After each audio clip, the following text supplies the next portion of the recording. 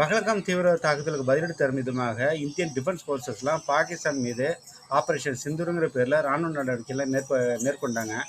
அப்போது ஜகதாபாத் மற்றும் பொலாரிங்கிறது 2 பாகிஸ்தானில் இருக்கிற முக்கியமான ஏர்பேஸு. இதில் தான் airborne early warning and control சிஸ்டம்னு சொல்லிட்டு 2 இது பார்த்திங்கன்னா ஹைடெக் சென்சார்ஸ், ரேடார்ஸு, சர்வேலன்ஸு மற்றும் கம்யூனிகேஷன், கமாண்ட் கண்ட்ரோலுக்காக தான் இது முக்கியமான இந்த ஏர்க்ராஃப்ட். ரொம்ப பெருசும் கூட.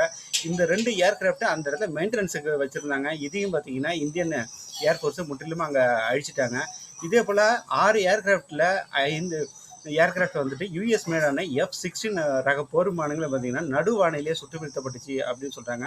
அதுவும் கேம் சேஞ்சராக பார்க்கப்படுற ரஷ்யன் மேடான S-400 இது நமக்கு வான் பாதுகாப்பு மண்டலமாக செயல்பட்டு வருது. கிட்டத்தட்ட 1000க்கும் மேற்பட்ட ட்ரோன்ஸு பாகிஸ்தானோட இது குவாட் காப்டர்ஸ், ஹெக்ஸா காப்டர்ஸ் எல்லாம் பார்த்தீங்கன்னா நடுவானிலேயே அழிக்கப்பட்டுச்சு அப்படின்னு சொல்கிறாங்க. இதே போல் பொலிட்டிக்கல் லீடர்ஷிப்பும் டிஃபென்ஸ் ஃபோர்ஸஸை ஃப்ரீயாக தான் விட்டுருந்தாங்க. ஆனால் இதே போல் சாட்சிகள்லாம்